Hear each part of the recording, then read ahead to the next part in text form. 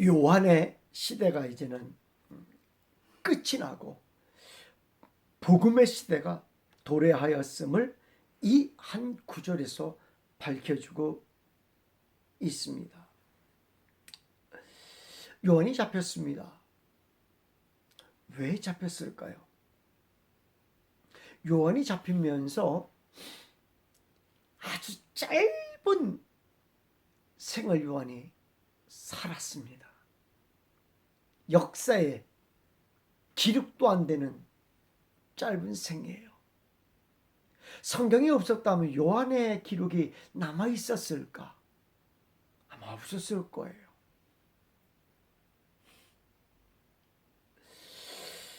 성경은 요한이 헤로디아의 일로 인하여 잡혔다라고 기록해주고 있습니다. 마가복음 6장에서는 요한이 왜 잡혔는지에 대하여 밝혀주고 있습니다. 6장 17절 말씀, 전에 헤롯이 자기가 동생 빌립의 아내 헤로디아에게 장가 등구로 이 여자를 위하여 사람을 보내어 요한을 잡아 옥에 가두었으니, 이후에 어떤 일이 벌어졌는지는 우리가 잘 알고 있습니다. 헤로디아의 계략으로 인하여 헤롯이 요한의 머리를 소반에 담아 헤로디아에게 준 것입니다. 요한이 잡히면서 요한의 시대가 막을 내리게 된 것입니다. 요단강에서의 세례가 막을 내렸습니다. 역사적으로 보면 세례 요한은 의로운 말을 하다가 헤롯에게 교수형을 당한 것, 이것이 요한의 모습입니다. 젊고 젊은 사람이 죽음으로 역사의 한 페이지는 끝이 났습니다. 요단강에서 예수님을 세례한 후에 세례 요한에게 위기가 찾아옵니다. 많은 사람들이 세례 요한을 추켜 세우면서 막 수많은 사람들이 세례 요한을 따랐던 것을 우리가 성경을 통해서 살펴보았습니다. 바리새인도 사두개인들도 누구를 찾아왔어요? 세례 요한에게 막 찾아옵니다. 혼나면서까지도 찾아옵니다.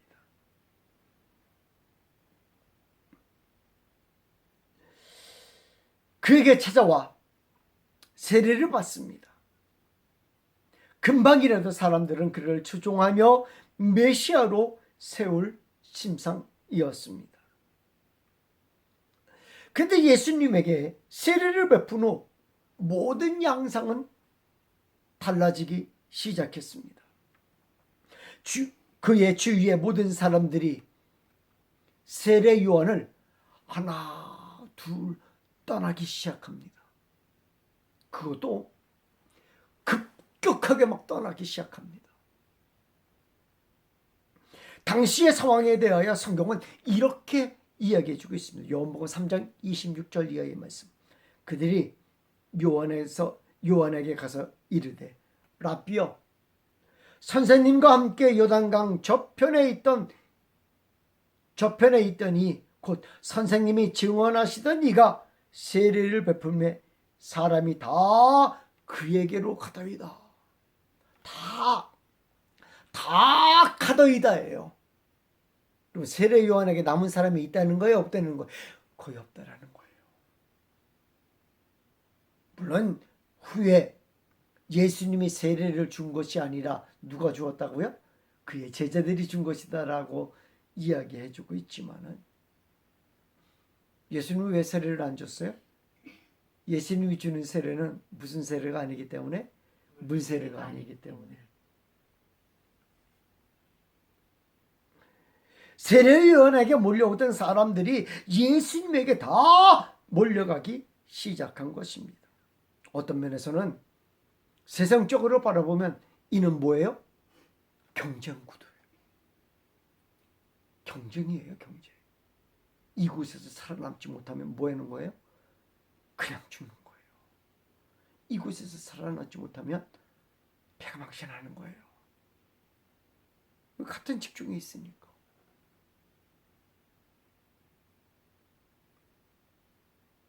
세상 사람들은 지는 해인 세례 요한을 버리고 뜨는 해인 예수님을 따라가기 시작합니다.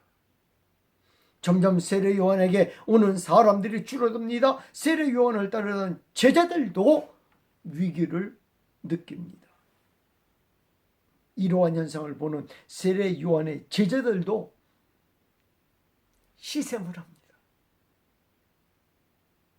예수님을 따라가는 사람, 예수님하고 그 세례 요한을 비교하면서 시샘을 하는 거예요. 이들의 세례 요한을 따르는 것이 맞는 것인지, 의리를 지켜야 하는 것인지, 아니면 우리도 배신을 하고 예수를 따라야 하는 것인지 그들은 당황하기 시작합니다. 어쨌든 세례 요한은 자기를 따르는 수제자를 누구에게 보내요? 예수님에게 보냈어.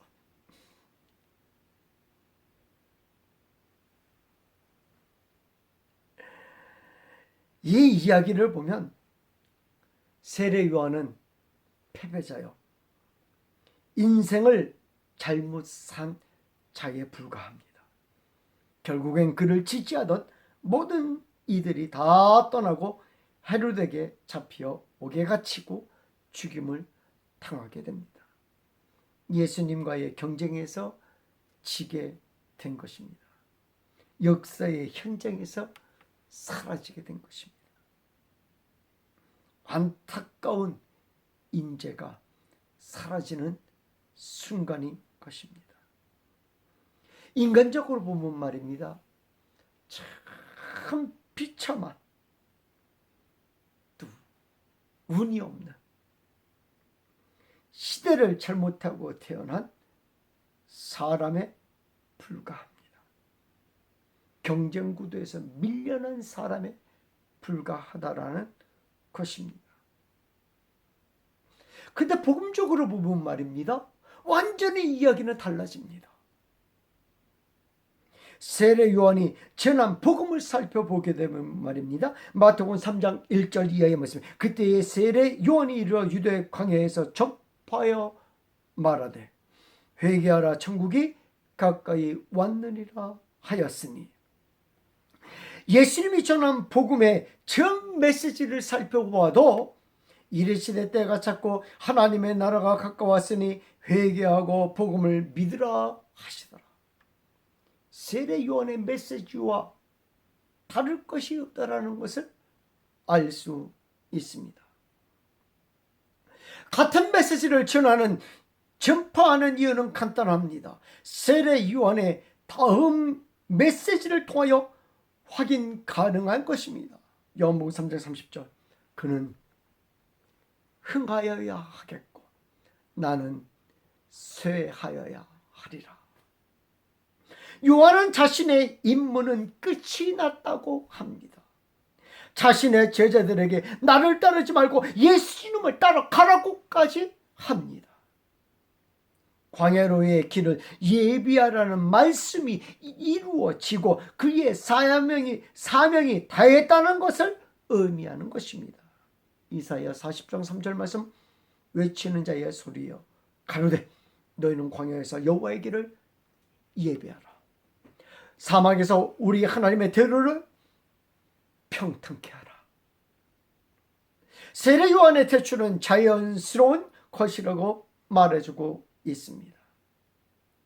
주님은 흥해야 하고 나는 쇠하여야 하기에 세례 요한의 태출은 당연한 것이라고 하는 것입니다. 세상적으로 보면 말입니다, 둘이 예수님과 세례 요한이 어떻게 북치고 장구치고 막 하면 금방 어떻게 될 것 같아요? 복음이 확 퍼질 것 같지 않아요? 북치고 장구치고 막 서로 그러면 말입니다. 세상적으로.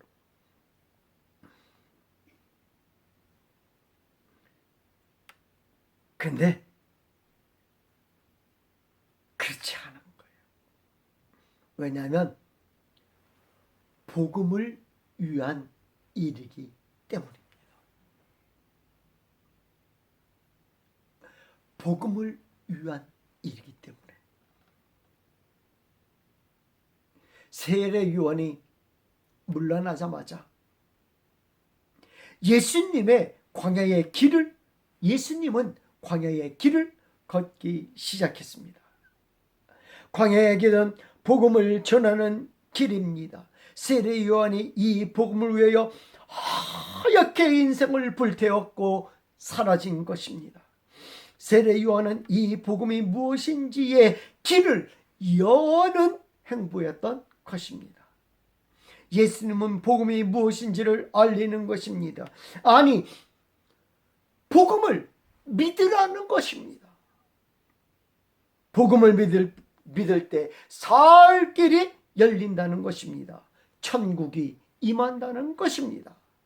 세례 요한의 길이 복음의 길을 여는 것이었다면 예수님의 길은 복음 자체였던 것입니다. 복음이 걸어가야 할 길을 보여주고 있는 것입니다.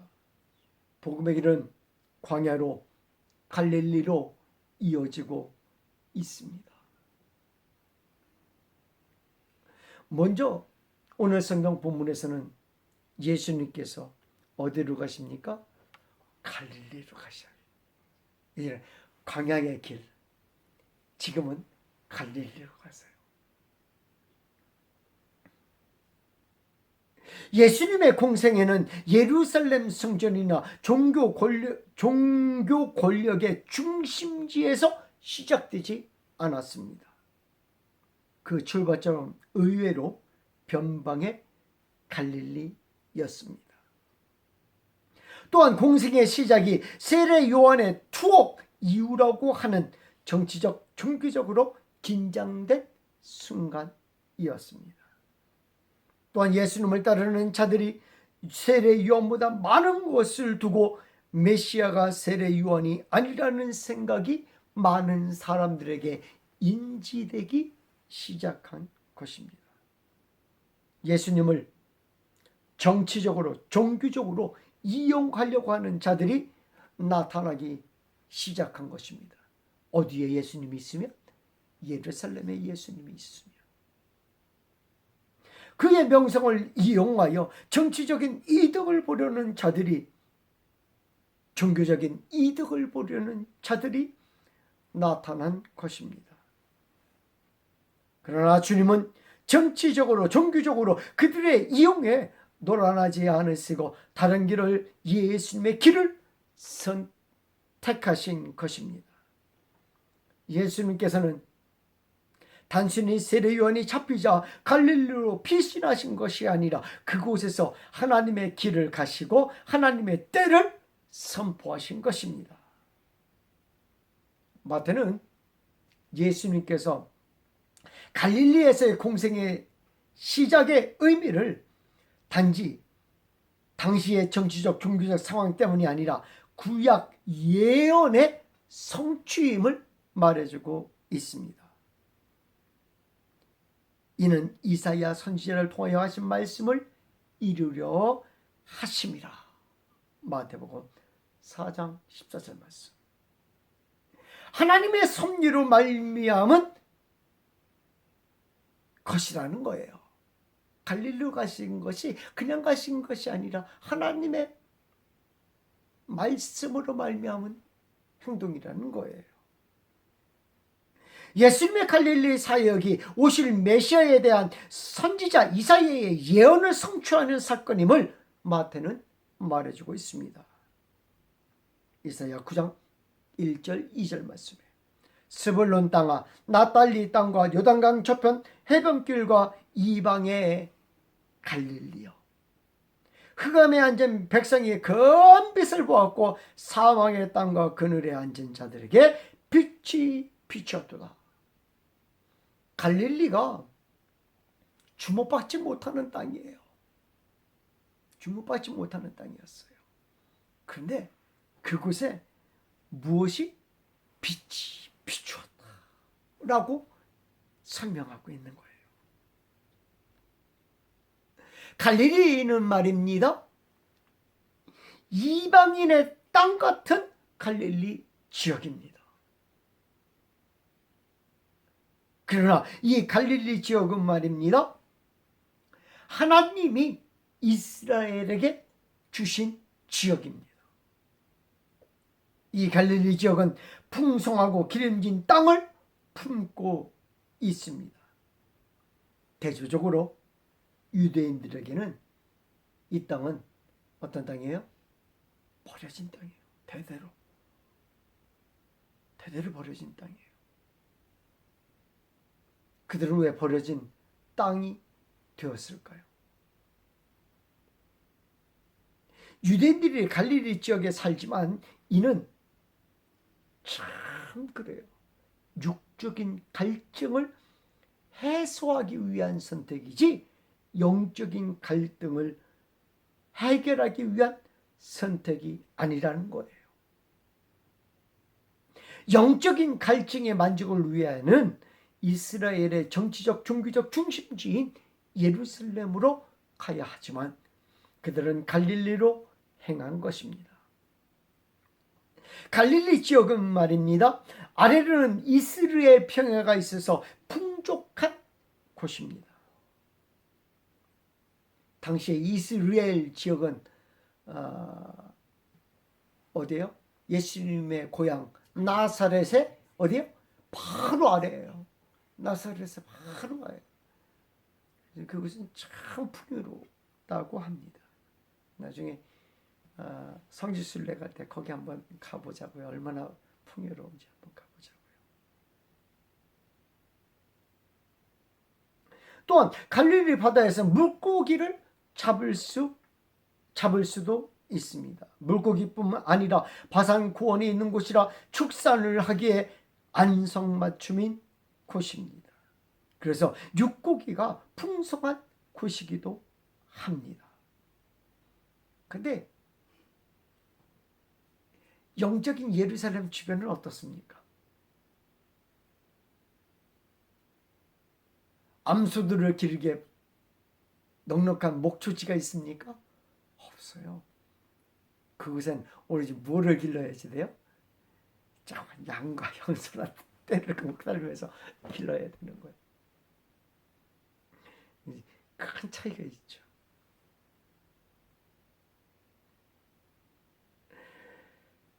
이러한 이점이 있는 곳이지만 이곳은 항상 이방인들에게 둘러싸인 곳이기도 합니다. 거라사인의 땅도 있고요, 가다라 지역도 있고요, 두루와 시돈 지역도 있습니다. 또한 이방인들과의 접촉이 자주 있는 곳이기도 합니다. 뿐만 아니라 북쪽은 하솔 지역으로서 완전히 이방인들이 사는 곳입니다. 이런 지역적인 특징이 있는 갈릴리 지역에서 주님은 광야의 길을 가기로 하신 것입니다. 이는 예수님이 죄악이 가득한 곳에 잃어버린 육적인 것으로 쫓아 사는 자들에게서 잃어버린 자들을 찾아오신 주님이시라는 것을 알게 하시려고 갈릴리 지역에 오신 것입니다. 예수님이 갈릴리 지역으로 복음을 전파하러 가신 이유는 가나안 땅은 하나님이 주신 거룩한 땅이라는 것입니다. 그러나 그곳은 역대 계속해서 이방인들의 땅으로 불리워졌다라는 것입니다. 금방도 우리가 살펴보죠. 마태복음 4장 14절 말씀에 이는 선지자 이사야를 통하여 하신 말씀을 이루려 하심이라. 일러스되 스불론 땅과 납달리 땅과 요단강 저편 해변과 이방의 갈릴리여 라고 말해주고 있고요.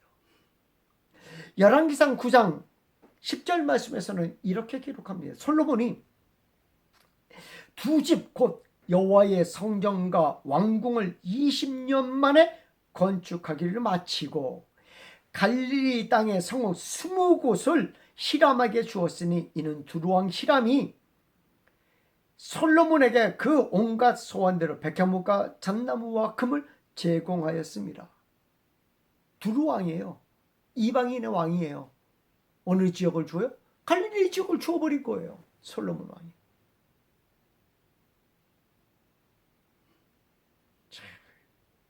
이 솔로몬도 말입니다. 하나님이 주신 땅을 함부로 이방인 왕한테 줘. 그토록 갈릴리 지역은 이스라엘 사람들에게, 유대인들에게 인기가 없었어요. 하나님의 선택을 받은 땅이지만 이스라엘의 땅으로 불리지 않았다라는 것입니다. 거룩한 땅이 되지 못한 곳입니다. 이는 죄악으로 찬 땅이었다라는 것을 말하는 것입니다. 그곳에 예수님이 가신 것입니다. 그리고 복음을 믿으라고 전파하신 것입니다. 이는 예수님이 이 땅에 오신 이유를 친히 몸으로 설명하신 것입니다. 예수님은 죄인을 위해 오셨고 병든 자를 위해 오신 의사라는 것을 말씀해 주시는 것입니다. 병든 자에게는 복음은 의사가 복음이듯 죄인에게 복음은 오직 예수님밖에 없다라는 것입니다. 주님은 이곳 갈릴리에서 복음이 무엇이고 복음을 믿어야 한다라고 말해주고 있습니다. 예수님은 복음이 하나님의 복음을 전파한 것이라고 성경은 말하고 있습니다. 또한 주님은 분명히 오늘 성경 본문에서 뭐라고 해요? 때가 찼다라고 말해주고 있습니다. 이 때는 창세 전부터 세우신 하나님의 경륜이 찼다라고 말해주고 있는 것입니다. 갈라디아서 4장 4절 말씀에 때가 참에 하나님의 그 아들을 보내사 여자에게서 나게 하시고 율법 아래에 나게 하신 것은 이라고 말해주고 있습니다. 이는 이제는 하나님의 정확한 때가 되었다라는 것을 이야기해주고 있는 것입니다. 이 때는 빠르지도 않고요, 늦지도 않습니다. 정확한 하나님의 때를 가리키는 말인 것입니다. 바울은 이 정확한 때에 하나님의 예수님을 보내시고 그 예수님이 복음이 되게 하셨다라고 말씀해주고 있는 것입니다. 이방인의 땅으로 불린 갈릴리에 오신 예수님은 복음 자체이십니다.